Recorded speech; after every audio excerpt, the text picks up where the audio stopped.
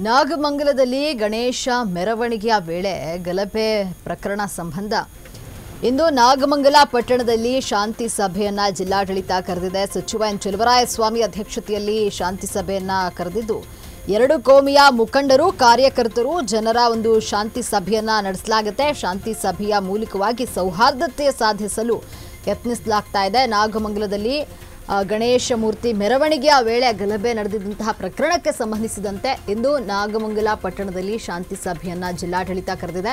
ಸಚಿವ ಎನ್ ಚೆಲುವರಾಯಸ್ವಾಮಿ ಅಧ್ಯಕ್ಷತೆಯಲ್ಲಿ ಸಭೆಯನ್ನ ಕರೆದಿದ್ದು ಎರಡು ಕೋಮಿಯ ಮುಖಂಡರು, ಕಾರ್ಯಕರ್ತರು, ಜನರ ಸಭೆಯನ್ನ ಶಾಂತಿ ಸಭೆಯನ್ನ ಕರೆದಿರುವಂಥದ್ದು. ಇನ್ನು ಶಾಂತಿ ಸಭೆಯ ಮೂಲಕವಾಗಿ ಸೌಹಾರ್ದತೆಯನ್ನ ಸಾಧಿಸಲು ಯತ್ನಿಸಲಾಗ್ತಾ ಇದೆ. ಇಂದು ನಾಗಮಂಗಲ ಪಟ್ಟಣದಲ್ಲಿ ಶಾಂತಿ ಸಭೆಯನ್ನ ಜಿಲ್ಲಾಡಳಿತ ಕರೆದಿರುವಂಥದ್ದು. ನಾಗಮಂಗಲದಲ್ಲಿ ಗಣೇಶ ಮೆರವಣಿಗೆಯ ವೇಳೆ ಗಲಭೆ ನಡೆದಿದ್ದಂತಹ ಪ್ರಕರಣಕ್ಕೆ ಸಂಬಂಧಿಸಿದಂತೆ ಇಂದು ನಾಗಮಂಗಲ ಪಟ್ಟಣದಲ್ಲಿ ಶಾಂತಿ ಸಭೆಯನ್ನ ಜಿಲ್ಲಾಡಳಿತ ಕರೆದಿದೆ. ಎರಡು ಕೋಮಿಯ ಮುಖಂಡರು, ಕಾರ್ಯಕರ್ತರು ಹಾಗೂ ಜನರ ಒಂದು ಶಾಂತಿ ಸಭೆಯನ್ನ ನಡೆಸಲಿದ್ದು ಶಾಂತಿ ಸಭೆಯ ಮೂಲಕವಾಗಿ ಸೌಹಾರ್ದತೆಯನ್ನ ಸಾಧಿಸಲು ಯತ್ನಿಸಲಾಗ್ತಿದೆ.